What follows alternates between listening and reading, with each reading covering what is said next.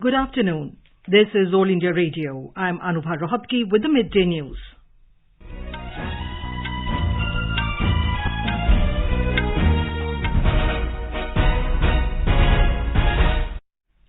The headlines.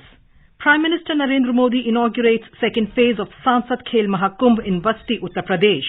Says sports tournaments should be made a continuous process to help players get better training. Election Commission to announce poll schedule for Nagaland, Meghalaya and Tripura Assembly elections this afternoon. First G20 Health Working Group meeting under India's G20 presidency begins in Thiruvananthapuram. Union Minister Bharti Praveen Pawar says pandemic policy must be a defining part of our health policy. Bill tabled in the US House to terminate Pakistan's status as major non-NATO ally. And in cricket, India win the toss and elect to bat against New Zealand in the first ODI at Hyderabad.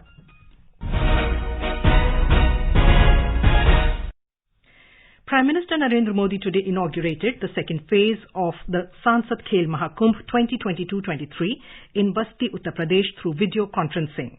Speaking on the occasion, Mr. Modi said sports tournaments should be made a continuous process for better training of players.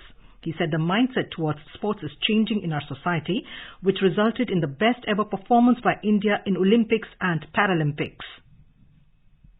सांसद खेल महाकुंभ में अच्छा प्रदर्शन करने वाले युवा खिलाड़ियों को स्पोर्ट्स अथॉरिटी ऑफ इंडिया के ट्रेनिंग सेंटर्स में आगे की ट्रेनिंग के लिए भी चुना जा रहा है। इससे देश की युवा शक्ति को बहुत लाभ होगा। इस महाकुंभ में ही 40,000 से ज्यादा युवा हिस्सा ले रहे हैं और मुझे बताया गया कि पिछले साल की तुलना में ये 3 गुना ज्यादा है। मैं आप सभी को, मेरे सभी युवा दोस्तों को इन खेलों के लिए ढेर सारी शुभकामनाएं देता हूं।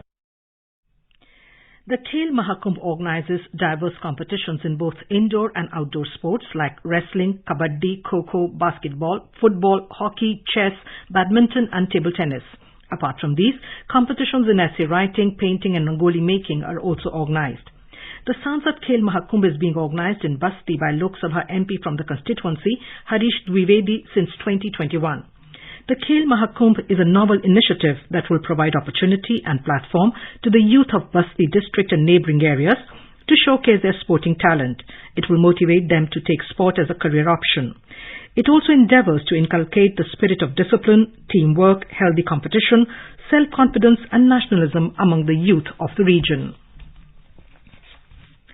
The Election Commission is to announce the schedule of general elections to legislative assemblies of Nagaland, Meghalaya and Tripura today. The Commission is scheduled to hold a press conference in this regard later in the day. The term of the current Nagaland Assembly is going to end on 12th March this year, while the term of Meghalaya Assembly will end on 15th March. In Tripura, the 5-year term of Assembly is being scheduled to end on 22nd March this year. The first G20 Health Working Group meeting under India's G20 presidency began today at Thiruvananthapuram in Kerala. Union Minister of State for Health and Family Welfare, Dr. Bharti Praveen Pawar, inaugurated the 3-day event. Speaking on the occasion, she said the pandemic policy must be a defining part of our health policy, as any health crisis today leads to an economic crisis due to the multi-sectoral nature of interconnected world. She emphasized on the need for strengthening and empowering communities to become resilient to future health emergencies.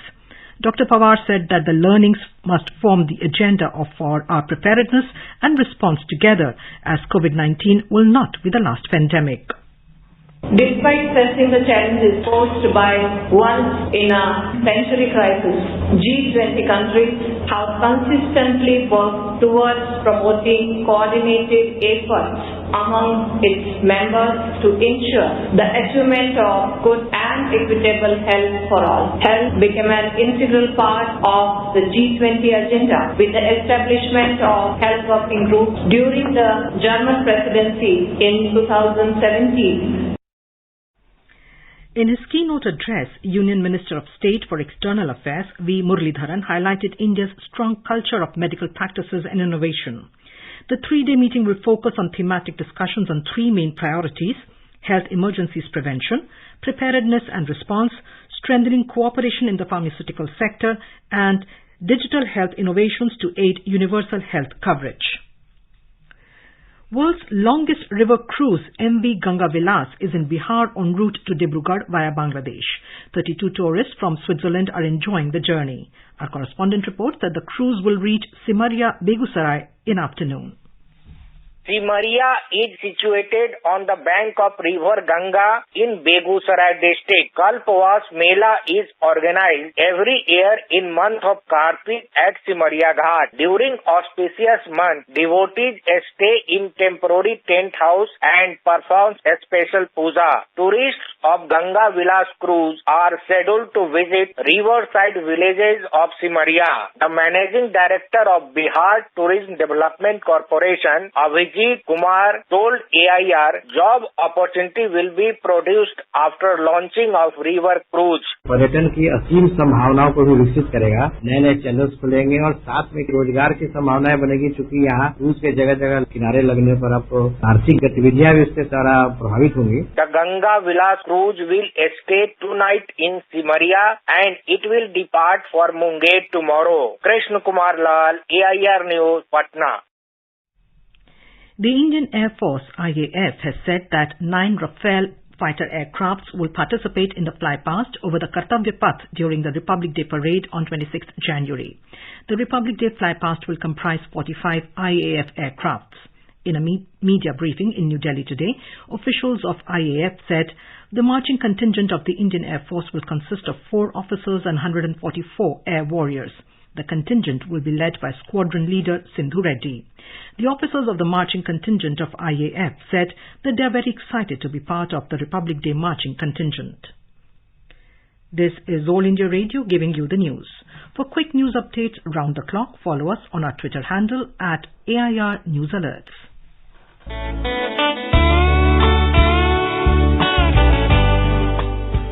Northeast Diary program, broadcast every Thursday at 5:30 p.m. brings very interesting and enchanting stories from the 8 Indian states of Northeast India. Northeast Diary this week, on the 19th of January 2023, brings an exclusive interview with Asako Chase, proprietor of Hobbit Home and an adventure enthusiast. Looking forward to seeing you there.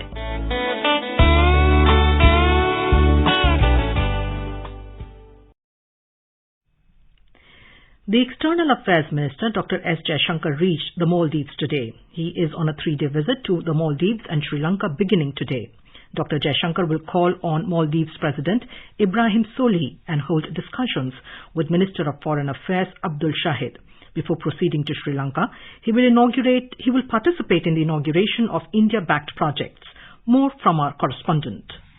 As part of the first leg of the visit, Dr. S. Jaishankar has reached Maldives today, where he will hold talks with his Maldives counterpart Abdullah Shahid and review progress on bilateral cooperation. The two will exchange several memoranda of understanding. The External Affairs Minister will participate in the groundbreaking ceremony of Hani Madhu International Airport Development Project, which will be undertaken through an Indian line of credit. Thereafter, he will inaugurate the Shaviani Foakido Community Center developed under Indian grant assistance. Dr. Jaishankar will then proceed to Colombo tomorrow, where he is scheduled to meet the Sri Lankan leadership. He will also hold discussions with Foreign Minister Ali Sabri on relations between the two countries and steps to strengthen it in all spheres. For All India Radio News, Ahmed Moin Farooqi from Colombo. A U.S. lawmaker has introduced a bill in the U.S. House of Representatives that seeks to terminate Pakistan's designation as a major non-NATO ally and require an annual certification from the President with certain conditions for Islamabad to be given such a designation. The bill was introduced by Congressman Andy Biggs, who represents the 5th Congressional District of Arizona. The bill asks the U.S. President to issue a certification that Pakistan has shown progress in arresting and prosecuting Haqqani network senior leaders and mid-level operatives, and has taken steps to demonstrate its commitment to prevent the Haqqani network from using any Pakistani territory as a safe haven. The bill also wants a certification from the U.S. President that Pakistan actively coordinates with Afghanistan to restrict the movement of militants such as the Haqqani network along the Afghanistan-Pakistan border. The 5th Foreign Policy and Security Dialogue between India and South Korea was held in Seoul. During the 2-day dialogue that concluded yesterday, Both sides agreed to deepen cooperation in areas including trade and investment, security and defense, science and technology, as well as cultural and people-to-people exchanges. India and South Korea have agreed to work to make global supply chains more resilient and robust. They also noted that bilateral trade was at an all-time high of $28 billion and agreed to take concrete steps to realize the vision of taking it to $50 billion by 2030. The two sides also discussed opportunities for cooperation in new and emerging technologies. Cold wave conditions are continuing to sweep Rajasthan for the last 1 week. Our correspondent reports that Churu, Sikar, Jhunjhunu, Alwar, Bharatpur, Ganganagar and some other districts of the state are still in the grip of the cold wave. Due to continuous cold wave, crops have been damaged in more than half a dozen districts. However, temperature has risen slightly in many districts in the last 24 hours, which has brought relief to the people from the severe cold. Senior PRO of Northern Railway, R.K. Rana, said that 6 trains are running late due to fog. आज कोहरे के कारण केवल 6 रेलगाड़ियां विलंब से चल रही है। मेरा रेल यात्रियों से अनुरोध है कि घर से निकलने से पहले 139 एवं नेशनल ट्रेन इंक्वायरी सिस्टम पर संपर्क करें ताकि उनको किसी प्रकार की असुविधा न हो। मेरा रेल यात्रियों से यह भी अनुरोध है कि कभी रेल लाइन पार न करें, हमेशा फुटओवर ब्रिज का प्रयोग करें, सतर्क रहें, सुरक्षित रहें। In cricket, India were 52 for no loss in 9.4 overs against New Zealand in the first one-day international of the 3-match series in Hyderabad when reports last came in. Earlier, India won the toss and elected to bat first. The New Zealand home series will feature 3 T20s and 3 ODIs. The T20 series will commence on January 27th and end on February 1st. In the Under-19 Women's World Cup 2023, India will be up against Scotland at Willamore Park B in Benoni, South Africa this evening. The Shafali Verma-led Indian side have won both their games so far. Scotland, on the other hand, faced defeat in its first 2 games, one against South Africa and another against the UAE. They will look to open their account against India.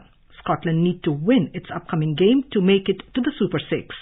The match against Scotland will be India's 3rd encounter of the tournament. India is sitting comfortably on the top of Group D with 4 points.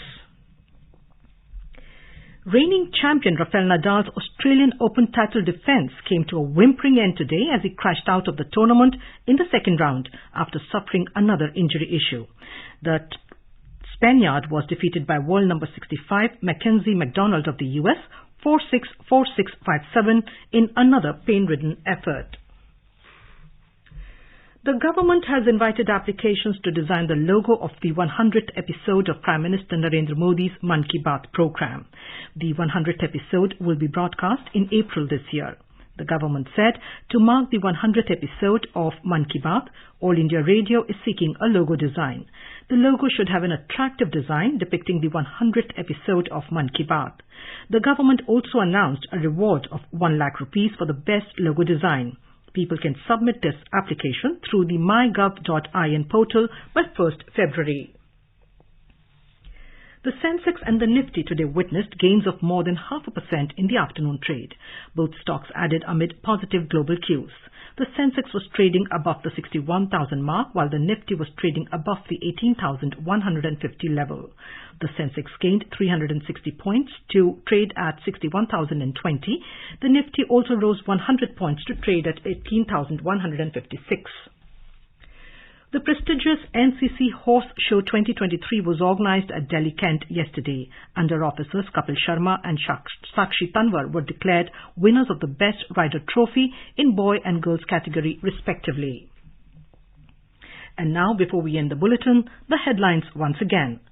Prime Minister Narendra Modi inaugurates second phase of Sansad Khel Mahakumbh in Basti, Uttar Pradesh.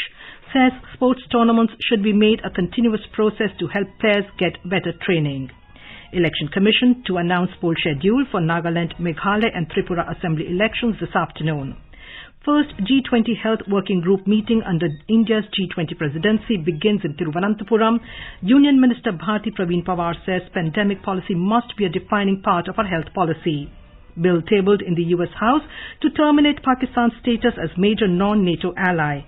And in cricket, India win the toss and elect to bat against New Zealand in the first ODI at Hyderabad. And with that, we end the Midday News.